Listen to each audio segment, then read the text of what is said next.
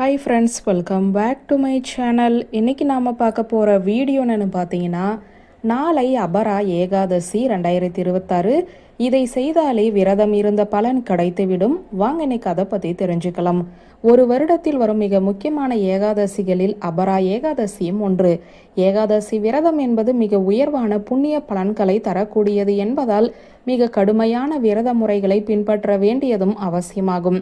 ஆனால் ஏகாதசி என்று கடுமையாக விரதம் இருக்க முடியாவிட்டாலும் சில எளிமையான விஷயங்களை செய்தாலே ஏகாதசி விரதம் இருந்த முழு பலனையும் பெருமாளின் பரிபூரணமான அருளையும் பெற்றுவிட முடியும் என சொல்லப்படுகிறது. ஒவ்வொரு மாதமும் வளர்பிறை தேய்பிறை என 2 ஏகாதசி விரதங்கள் வருகின்றன.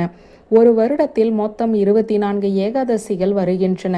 இவை அனைத்திலுமே விரதம் இருக்க முடியாவிட்டாலும் சில குறிப்பிட்ட ஏகாதசிகளிலாவது விரதம் இருந்து பெருமாளை வழிபட்டால் அளவில்லாத புண்ணிய பலனை பெற முடியும் என சொல்லப்படுகிறது.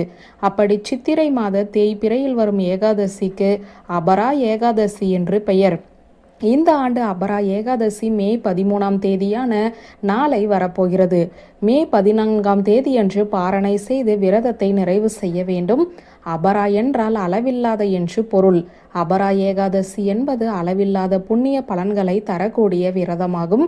இந்த விரதத்தை கடைபிடிப்பதால் செல்வ வளம், மகிழ்ச்சி, ஆன்மீகத்தில் உயர்வு உள்ளிட்டவை கிடைக்கும் என நம்பப்படுகிறது. ஒருவர் தனது வாழ்நாளில் தெரிந்தும் தெரியாமலும் செய்த பாவங்களில் இருந்தும் விடுதலை பெற முடியும். அதோடு குருவை அவமதித்த பாவத்தில் இருந்தும் விடுபட முடியும். இந்த விரதத்தை பக்தியுடனும் நம்பிக்கையுடனும் கடைபிடிப்பவர்களின் வாழ்வில் அனைத்து நன்மைகளும் ஏற்படும். பொதுவாகவே ஏகாதசி விரதம் இருப்பவர்கள் முந்தைய நாள் இரவே விரதத்தை துவங்கிவிட வேண்டும். அந்த வகையில் மே 12 இன்று இரவே உணவை தவிர்த்து விரதத்தை ஆரம்பிக்க வேண்டும். முடியாதவர்கள் அபரா ஏகாதசி என்று வெங்காயம், பூண்டு சேர்த்த உணவுகள் சாப்பிடுவதை தவிர்க்க வேண்டும். அபரா ஏகாதசி என்று அதிகாலையில் எழுந்து குளித்துவிட்டு சுத்தமான ஆடைகளை அணிய வேண்டும். மஞ்சள் நிற விரிப்பு விரித்து அதன் மீது பெருமாளின் சிலை அல்லது படத்தை வைத்து வழிபட வேண்டும். பெருமாள் படத்திற்கு முன்பு விளக்கேற்றி வைத்து பழங்கள், மஞ்சள் நிற மலர்கள், இனிப்பு, மஞ்சள் நிற வஸ்திரங்கள் படைத்து வழிபட வேண்டும். பெருமாளுக்கு கண்டிப்பாக துளசி படைத்து வழிபட வேண்டும்.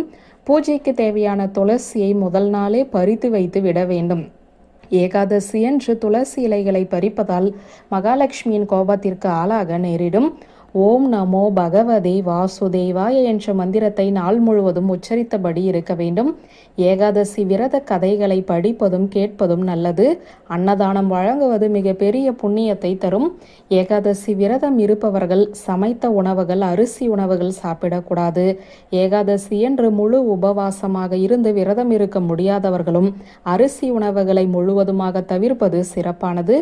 அதே போல நாளைய தினம் யார் மீதும் கோபம் கொள்ளவோ, தீய எண்ணங்களை மனதில் வைத்திருப்பதையோ, தீய சொற்கள் பேசுவதையோ, கடுமையான சொற்களால் மற்றவர்கள் திட்டுவதையோ தவிர்த்து அமைதியான குணத்துடன் இருக்க வேண்டும். இதனால் விரதம் இருக்க முடியாவிட்டாலும் ஏகாதசி விரதம் இருந்து முழு பலனும் கிடைத்துவிடும். பக்தியும் தூய உள்ளமுமே இறைவன் ஒருவன் கூடியது என்பதால் இறைவன் விரும்பக்கூடியது.